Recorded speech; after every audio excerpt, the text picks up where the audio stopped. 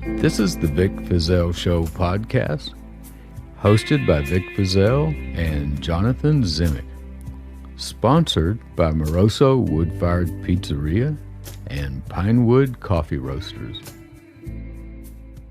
I have a note here in the timeline, and I got to give a shout out to my dead buddy, Alan McCutcheon, because Alan is the one who put this timeline together for me. Yeah, he was one. He had been a news reporter for a KRZI radio station. He covered the courthouse. And about the time I left the DA's office was about the time that radio stations started having a hard time too. VH1 had just hit. Back then, they still played music. Yeah, and MTV and all that Yeah. fun Oh, stuff. MTV. Yeah, I forgot about MTV. They still played music. Yeah. And what is VH1? Where'd that come from? There was like two music channels. It was Okay. MTV and VH1. Well, MTV was the one I was thinking about. They came out first, right? Yes. Yeah. And they still played music. They didn't have that much of it, but I mean, people were just stuck to the TVs listening to music when they got home instead of listening to the radio. So Alan was looking for a job. So I offered him a job being my research assistant for the Belo case. And the first thing was to put together this timeline. We didn't have this timeline when I was prosecuted on the criminal case. Oh, man, imagine if you did. Oh, man. It'd be amazing. It would have been.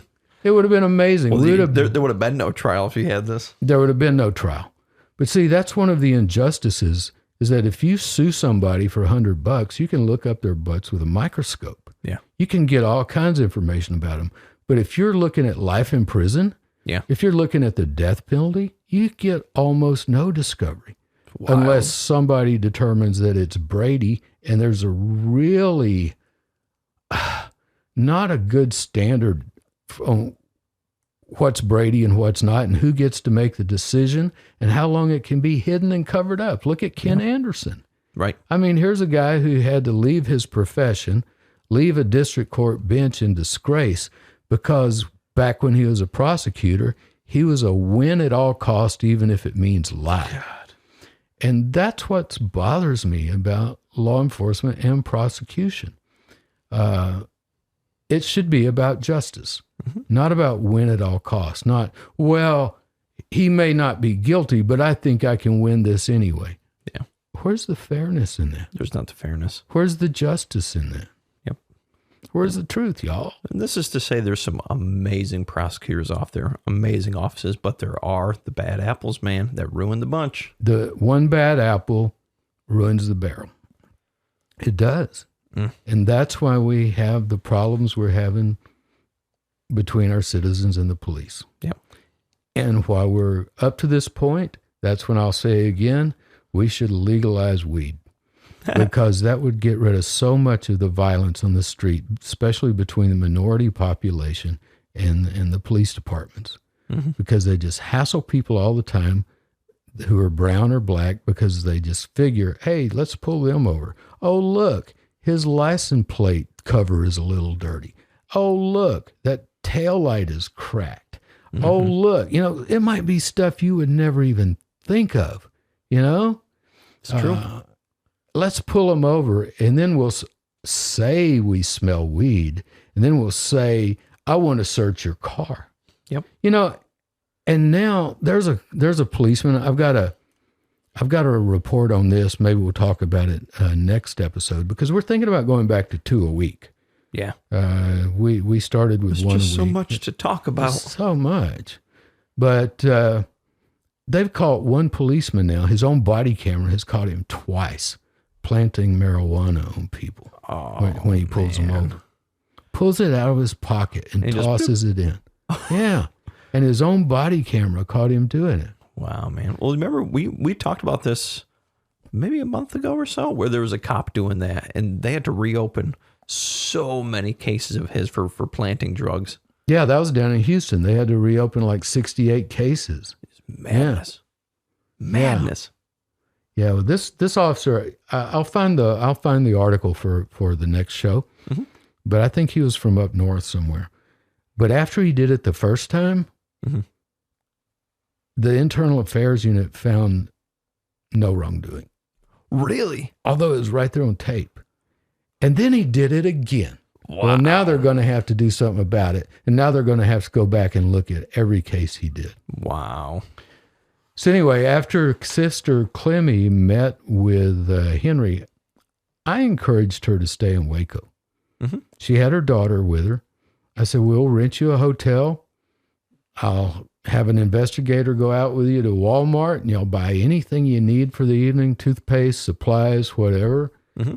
And because I knew when she got back to Georgetown, they were going to be all over her. Oh, of course. How's it doing? Are they drugging him? Yeah. Remember they tried to say that? Yeah. Yeah. But what we found out was that it had been Boutwell and his crew that had been drugging Henry. Yeah, when he got the medical records. Yeah. Thorazine. Our psychiatrist, when he looked at all the medical records, said, this man's on enough Thorazine to knock out a horse. I actually looked that drug up, and there's a thing called the Thorazine shuffle. Oh, yeah. When you're so jacked up on it, you just kind of... You kind of shuffle like that, and you're prone to stick your tongue out a lot. Really? Yeah. And you get this little shake. It can even turn your skin purple. Oh, for real? Uh-huh. Look like Grimace from McDonald's, the big chicken nugget guy. I don't know. I don't watch TV. And I don't go to McDonald's. Fair enough. But yeah, I'll take your word for it. Yeah. But no, it makes you real sensitive to the light. That shuffle is called tardive dyskinesia. Oh, there's actually a name for it. Oh, there is. Remember, I used to... Why do you know that? Well, because I was with MHMR. Really? Before I became a lawyer, I was with MHMR. Well, they used to prescribe it to people pretty consistently? Oh, down at the state hospital. Yeah, that's back when we still had big state hospitals with a lot of people in them before Ronald Reagan emptied all our state hospitals and turned them into homeless people. They weren't doing like lobotomies down there still, were they?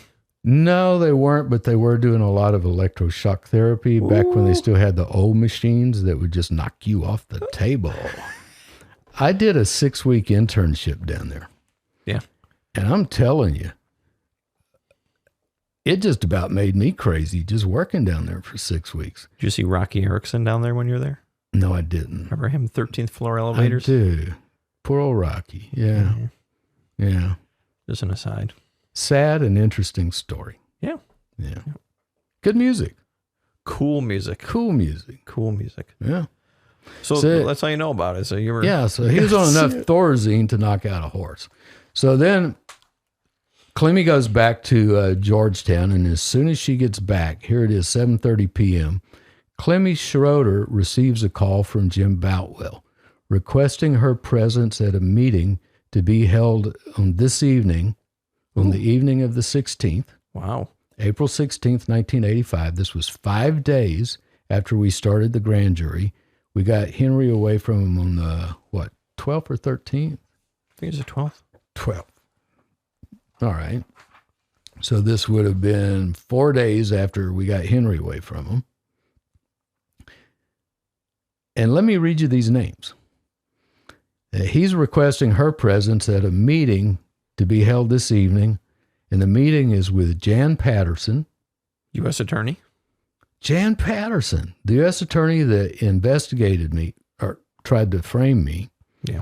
The U.S. Attorney who got me indicted, the U.S. Attorney that committed perjury before the grand jury that indicted me. And when we get around to our episode on Jan Patterson, we'll read that testimony. Yeah. And we'll put it on our website, vicfeazell.com.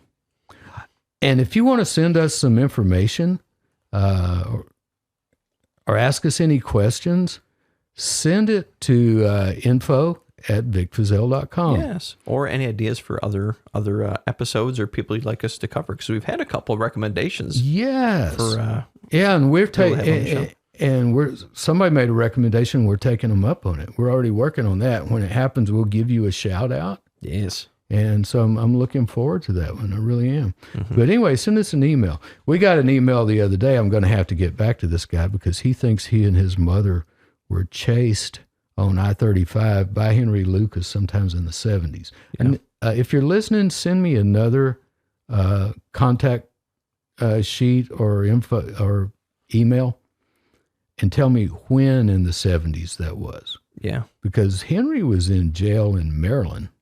Yeah, for until years and years. 78. I'll have to look. Somewhere in there. The timeline.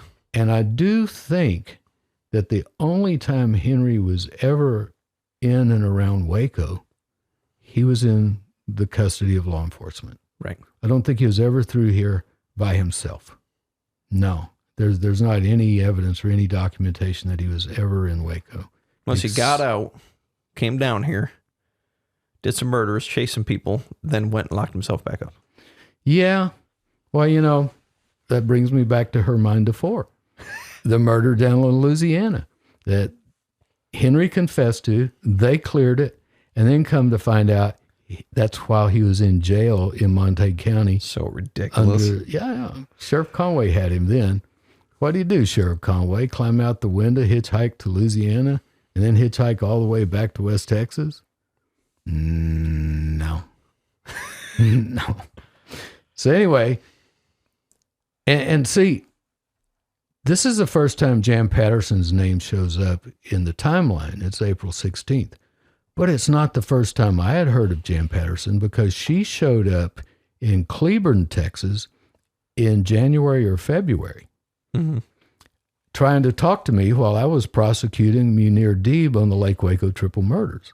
Right. And she was wanting to pull me aside and talk to me. I think my ex-wife talked about that some when we interviewed her on this podcast. She did. She actually got a little jealous because Jan kept trying to get me to go to another county with her and have a drink. Right. Because Cleburne was in a dry county. Johnson County was dry back then. Might still be. I don't know. I haven't been up there in quite a while.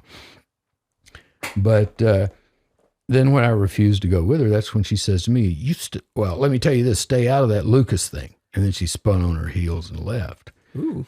Well, that was in January or February. They already knew we were looking into Lucas because Ron Border had snitched us off. Right.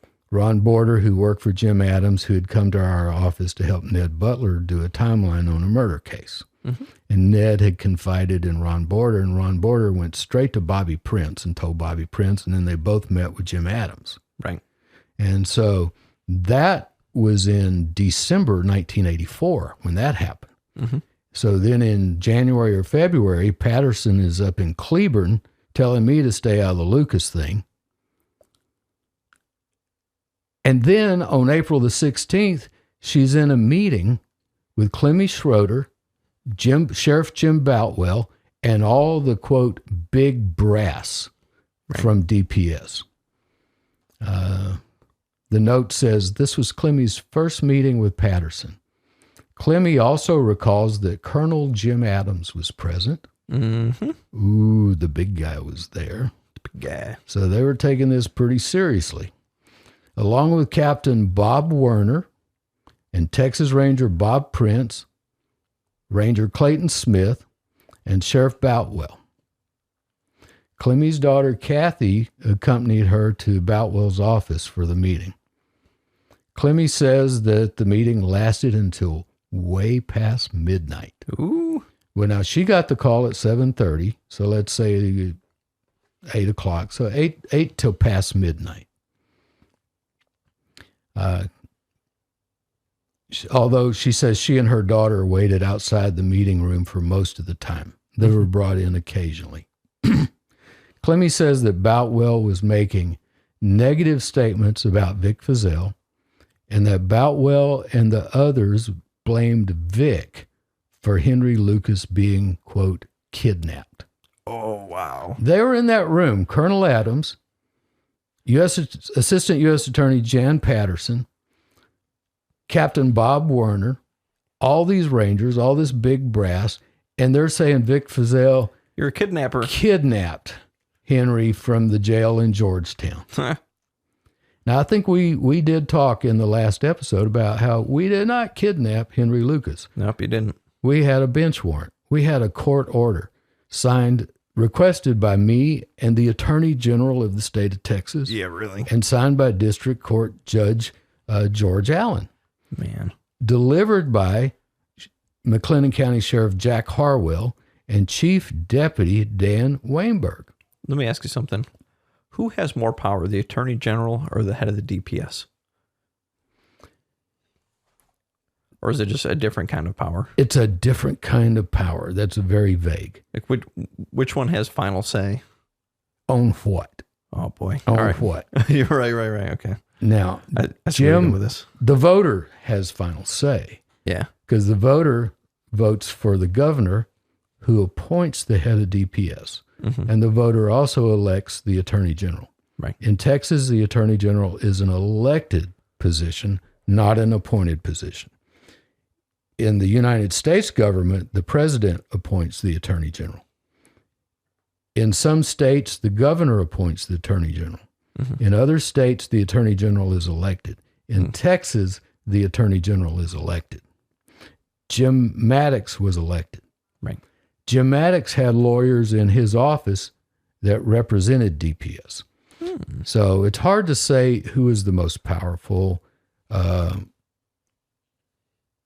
I think the most well-known was Attorney General Jim Maddox because he had been a fiery congressman, a fiery criminal defense lawyer, a fiery civil lawyer. He had been in state government, and he was our attorney general. So he had come up through the ranks of politics. Jim Adams, on the other hand, had come up through the FBI.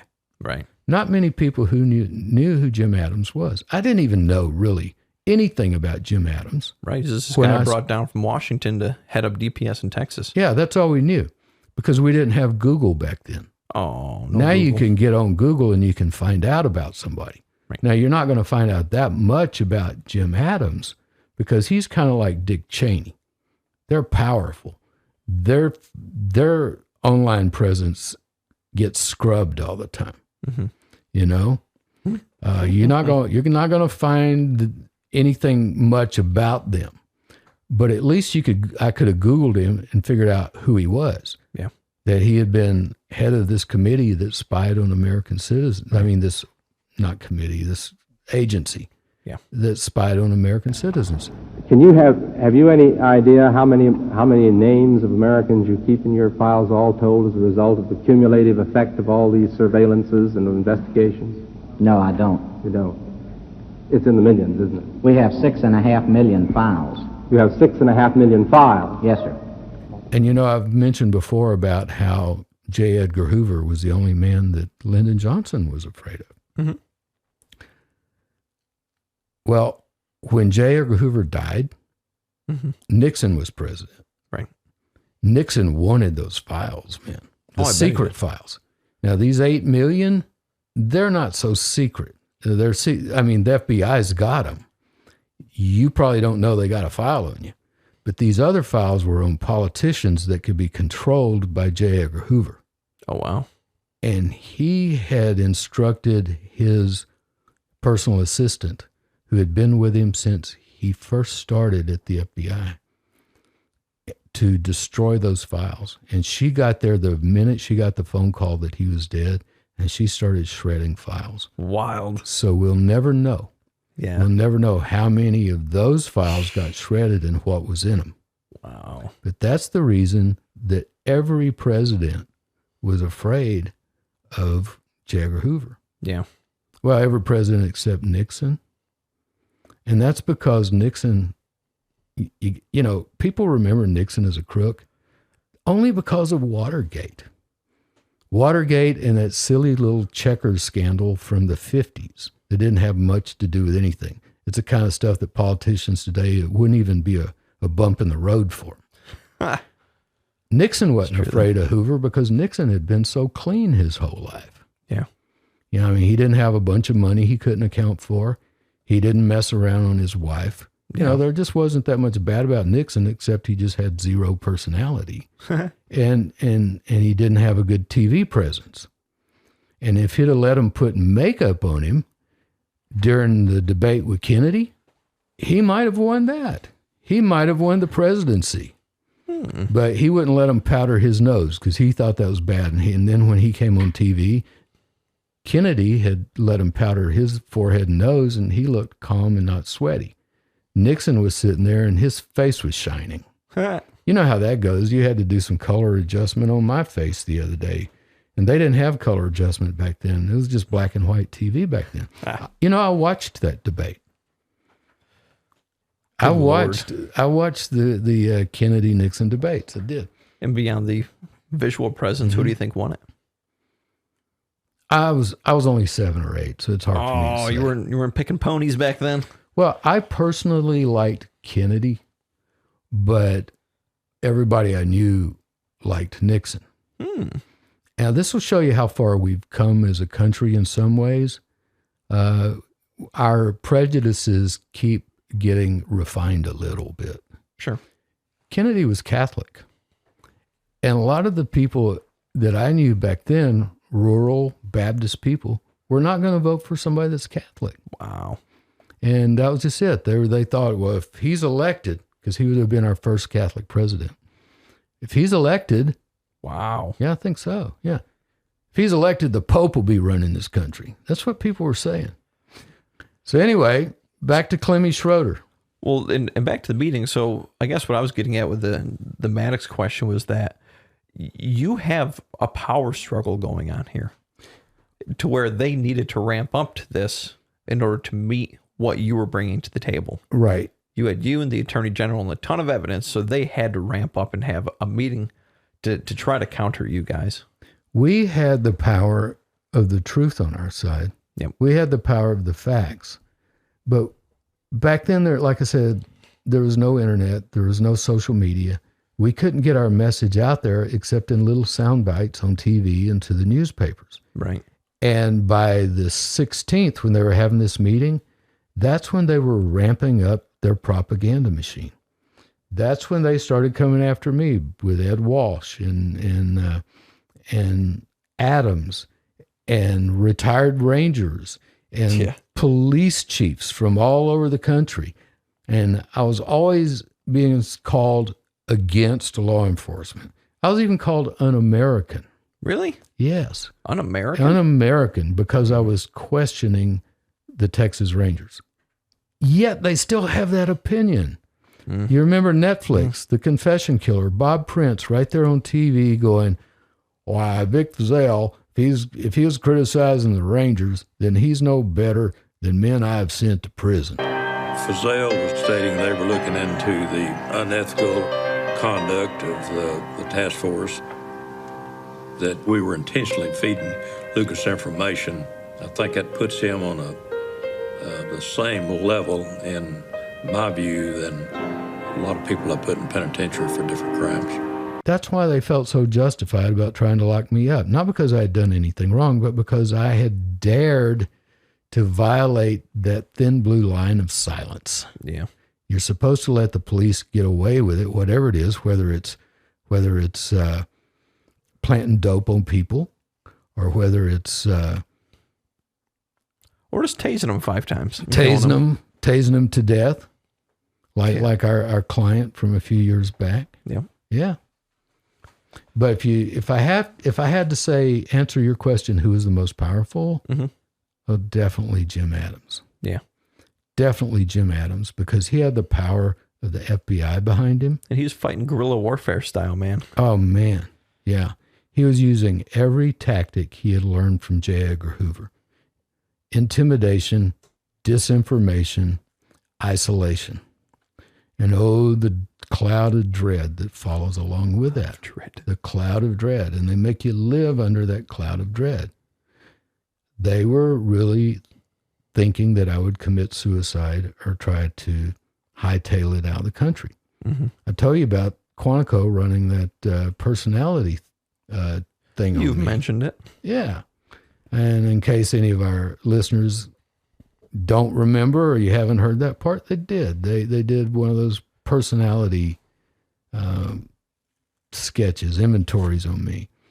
So that my ego was so weak that if I got indicted, I would either commit suicide or flee the country. Wow. And trying to get people to commit suicide, that's not something that's new to the FBI. They tried to do that to J. Edgar Hoover. They tried to do that to Martin Luther King. J. Edgar Hoover tried to do that to Martin Luther King. They believe that J. Edgar Hoover actually dictated the letter himself that went to Martin Luther King, encouraging him to commit suicide before he accepted the Nobel Peace Prize. Wow. That just really, really got in the craw of J. Edgar Hoover, that Martin Luther King had been nominated for a Nobel Peace Prize. Wow. So I keep wanting to bring things up and keep him in the view of people so that we don't forget, so that we don't go down that slippery slope toward being ruled by the bureaucracy, or we're going to end up like post-revolution Russia, where it wasn't safe to be anybody. Yeah. Where everything was just dingy and there were shortages everywhere and everybody hated everybody and your friend could turn on you and kill you tomorrow in the name of the state. Yeah. And we don't want that, people. So that's why the deep state has to be exposed and it has to be excised. Seriously. Excise the demons. Excise. Out. Come out of there. And it's, it's just powerful people who don't have enough accountability. Yeah. Oh, for sure. Yeah. For sure. So anyway, they were talking to her about Henry Lucas being kidnapped from the jail in Georgetown by Vic Feazell. And Clemmy quotes Boutwell as saying, "The people in Waco are working against the law and were conducting their investigation of Lucas's confessions only for political gain." Huh. So here's Boutwell saying what we're doing is against the law. Also said we were against crazy. Law enforcement, accused us of kidnapping, and doing it only for political gain. Please watch The Confession Killer so you'll know how hollow these arguments are, how hollow these statements are. Yeah, those people are definitely drinking their own Kool-Aid, Vic.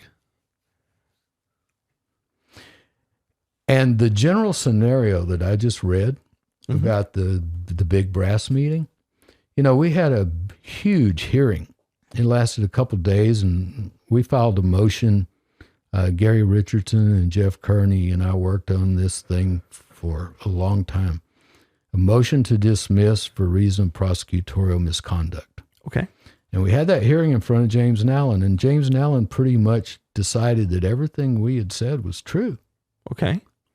And our evidence for everything I just read about the big brass meeting, this scenario is described by Schroeder, is corroborated by Judge James Nallen in his order denying Vic's motion to dismiss the indictment for prosecutorial misconduct. Wow. So he said, yeah, all that's true, but motion denied. But I don't really care. So what if there's a big brass meeting? So what if it all started because of Lucas? So what if they were twisting arms and giving immunity away like it was, Candy. pieces of candy? Yeah. Candy. Wow. So that brings us up to April the 17th. Well, what do you think concluded on the 16th, Vic? So they all met up. Was this the game plan time? Is this where they said, all right, here's what we got to do. We need to get Lucas back. How are we going to do it? We need to get rid of Vic and discredit him. Was this a meeting when that occurred? Yes, it was. Okay. Because also at the meeting were some people that Clemmy couldn't identify. Or at least at the time. At the time. She met him later. We got to get that sound effect. Boom, boom, boom. How's it go? We'll find something evil. Greg Rampton. You asked me what happened? That's when Sheriff Boutwell, out there on the sidewalk after the big brass meeting, says to Clemmy, we're going to make Vic Feazell regret the day he ever heard the name Henry Lee Lucas. Wow. The next entry on the timeline. And when we start Friends of the Fort, we're going to put Which is our fan club. Our fan club. We're going to put this entire timeline along with my handwritten notes and Gary Richardson's handwritten notes on the side. Many. Wow. Yeah. These handwritten notes were made in preparation of the Belo trial. Yeah. Our trial against Channel 8. And some of this writing is mine. Some of it is Gary Richardson's. So this is a Guinness World Book record breaking timeline / document to get you there. And we're going to post this document so that the Friends of the Fort can see it. Another thing I want us to look into is me and you starting to do some live interaction with our friends of the fort. You want to go live? I want to go live. We can do it. Not necessarily at a theater. We can't do that. That was our plans. We were going to go down to the Paramount in Austin. We had been looking into doing one at the Hippodrome here, a live podcast where we would do our podcast live and audience members could ask questions. Oh, yeah. And we have so much cool video we're going to show Vic. Oh, man. Stuff that's never been seen before. That's true. So since we can't take this show on the road like we were planning, we had to cancel a couple things we were looking at. Mm-hmm. We're going to figure out a live way to stream this so that you can post your questions and we'll read them. And I think there's ability with Zoom. Yeah, we can do Zoom or let's do Facebook Live. Facebook Live or Zoom, yeah. Now, my friend Stan Mason does Facebook Live. Cool. And Stan has a great show. Oh, he's the guy, where's he, Atlanta now? Atlanta. He's an ex-Waco PD guy. Exactly. Super cool. Super cool guy. I mean, he's the kind of guy that policemen should look to for an example. Yeah, man. Stan Mason. Google Stan Mason, read what Stan Mason writes, and listen to his radio show and listen to his Facebook Live. But for our Facebook Live is open to everybody. Everybody can do Facebook Live. But I want to do a Zoom thing so that we can get more intimate with our smaller audience, which will be the Friends of the Fort. Sure. Zoom is a free application. Because we're also incorporating the Zoom technology now into talking with our clients. Yes. Our car wreck clients. Yep. Even our criminal clients. Criminal defense clients. Yeah. So we can actually have face-to-face conversations with our clients now, just like we had that face-to-face deposition yesterday. Oh, and about Aubrey Robertson, mm-hmm. You know, the attorney here who was the groundbreaker for the online deposition. He just announced for city council. Cool. He is running for city council place, 4, I think. I'll figure that out and let you know.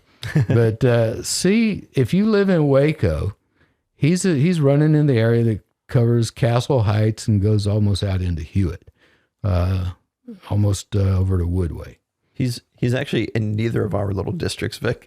Well, I don't live in the city of Waco. I live out in the sticks. You live in the city, but you can't barely, just barely. You can't vote for him though. You're outside his. But everybody that's in that district, yeah, Robbie Robertson, great guy. He's the one I hired from the DA's office. Mm-hmm. Yeah, a couple years ago. It's been a couple years ago at least. Yeah. It's been with us a long time. So welcome, Aubrey Robertson, and we're going to be giving you some shout outs on the podcast, wishing you the best for your city council race. So we're talking about Jim Maddox and Vic Feazell hold a news conference on the 16th, Vic. So tell me about this. So the big brass meeting happened, then you and Maddox sit down and hold a press conference. Well, we had that press conference before their big brass meeting. The big brass meeting was at 7:30 at night. Okay. So we held our press conference at 4 p.m. Ooh. 4 o'clock at the courthouse. We held a news conference right there in the courthouse. And that's basically when we said what we were looking into. That's when Jim Maddox said we're going to be seeking state funding. But before he could even get home, Governor Mark White had said, there's not going to be state funding. He already knocked that out. Now, we know what happened there. Colonel Jim Adams had already picked up the phone and called Mark White. So by the time that brass meeting had happened, you already had your press conference earlier. So I bet they were just fuming in that meeting. Oh, God, they were fuming. I bet they were just livid with old Vic Feazell. No wonder they were pissed. Because, see, Clemmy and I got to be really close after all this, when she started realizing what the truth was and that she had been used. Yeah. And we got real close, and she started telling me some of the background stories and some of the things they had said about me. Yeah. And what some of their plans were. So you asked me what they concoct that night? Yeah. All right. Well, that meeting started around 8 o'clock. It went to well after midnight. on April the 16th, 1985. Then on April the 17th, 1985, at 7 o'clock in the morning. Bright and early. Bright and early. So this 16th meeting went until after midnight. They're here at 7, so that means they got maybe 4 or 5 hours sleep, if any at all, because they had to drive an hour up the road to Waco. Mm-hmm. 3 FBI agents show up at my office at 7 a.m. And one of them was boom, Trigger sound effect. Greg Rampton. 3 FBI agents meet with Maddox and Feazell, and they demanded to see Lucas. And I was at home getting ready. Right. It was 7 a.m. I was still at home. I get the call from the sheriff's office. These guys are here demanding to see Lucas. Oh my God. My stomach dropped because I couldn't get Jim Maddox on the phone. We didn't have cell phones back then. You couldn't page him, text him? Nope. He was already on his way to Waco. I don't know if he flew that day or if he drove. Mm-hmm. But, you know, if you were traveling, there was no way to reach out to you back then. Right. So I had to make a decision on the fly, and I said, don't let him in. Don't let him in. I will take responsibility for it. If somebody's going to get in trouble, if they want to arrest somebody, it's going to be me. But they are not going to go in there and witness tamper Right. with a grand jury witness. Which, you know, it's exactly what they're there to do, Vic. Especially the 3 of them. That's exactly what they were there to do. They were there to commit a crime. Mm-hmm. They were there to witness tamper. They were there at the behest of the big brass in that big brass meeting, and we know that Colonel Jim Adams was there, and we know that the woman that got me indicted, Jan Patterson, was there. Yeah. And then these 3 FBI agents show up the very next morning wanting to mess with our witness, wanting to witness tamper. Yep. And so I said, no. Whoa. So I hopped in the car. I was pretty much ready. I hopped in the car and headed on down to the courthouse. It was a 12-minute drive. I was there. I got to my office. I had already had my secretary be friendly to them, make sure they were comfortable, seat them in my private office, give them a cup of coffee. You know, I was like young Sheldon, make them a hot beverage. There you go. I was president. Tamper around with your office. I wouldn't have put them in there if I were you. I know, but you know, I understand. But I had Cindy Compost. She was my personal secretary, and she stayed in there with him. Cool. She didn't let them rifle through the files or anything like that. Good. They did take a good look around, though. They noticed that I had a safe in that office. Mm-hmm. And a few months later, when my office was burglarized, the DA's office was burglarized. Now, you heard Hugh Ainsworth talk about how his house was burglarized. Well, my office got burglarized, and it was by somebody smart enough and good enough that they could open that safe. No way. Yes way. Whoa. And it was a solid safe. It was a floor safe. Mm-hmm. Not some little hotel safe with buttons on it. Mm-hmm. One where you had to turn the dial backwards and forwards, and it had like 5 numbers to it. Wow. And I show up a few months later. We've been burglarized, and the safe is open. This is crazy. Yeah. And the only thing missing was the entire Lucas grand jury transcript. Now, we had other copies of it. They should have known that. Wow. You know, and the court reporter still had all her notes. So we had other copies made, but they took my copy out of the safe that had my notes on it. So, yeah. So we made him wait there until Jim Maddox got there. And this was he got there probably around 8:30, something like that. And when he got there and found out what was going on, whoa, he hit the ceiling. Now, Maddox was a nice guy, and he didn't even drink. He didn't smoke cigarettes. He wouldn't even drink coffee. Really? Yeah. He was and was really, really a nice guy, but he could lose his temper. Dun, dun. Dun, dun. And man, he lost his temper with these guys. He raised his voice. He wanted to know what the hell was going on here. What is the president safe?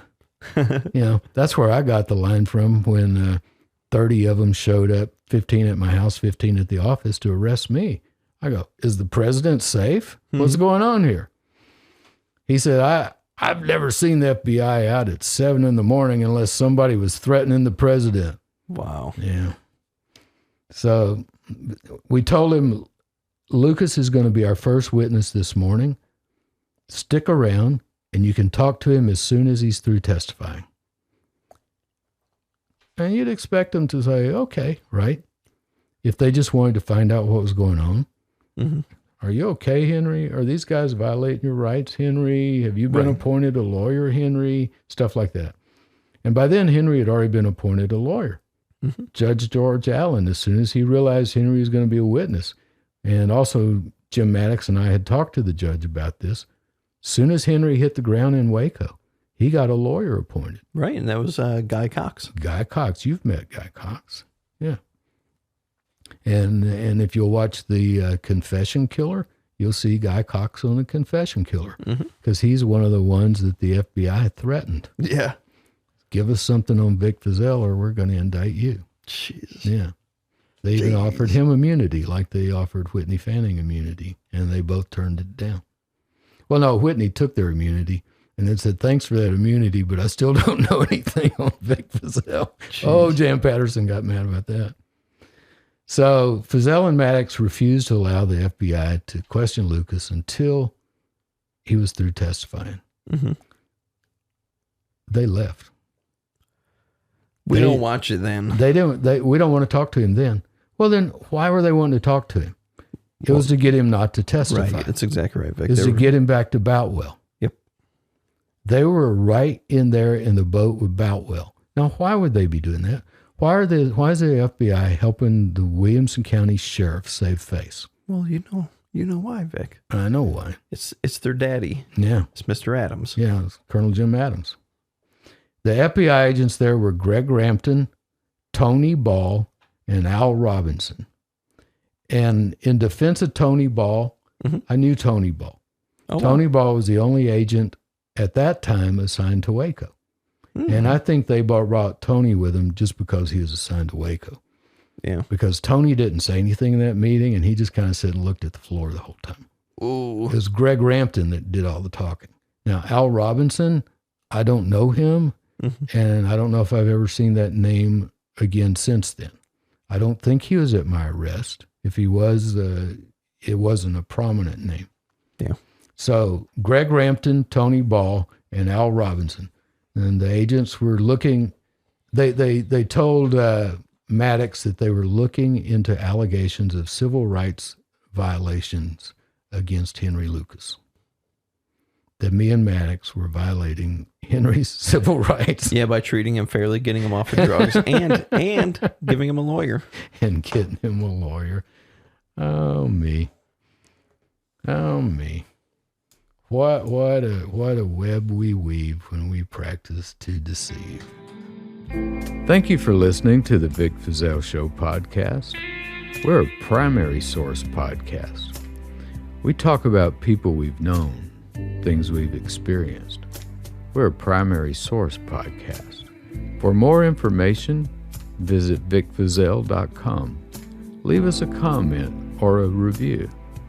Subscribe to our YouTube, Instagram, and Facebook pages. And thank you for listening. Share us with your friends. Hi, I'm Vic Feazell. During these trying times, you might want to just stay home. And at the law offices of Vic Feazell, we understand. That's why we're set up to handle your personal injury claim without you even having to come in. Just give us a call, and we'll take it from there. We can send any paperwork straight to your smartphone or computer. Don't delay, because if we don't put money in your pocket, you don't owe us anything. I'm Vic Feazell.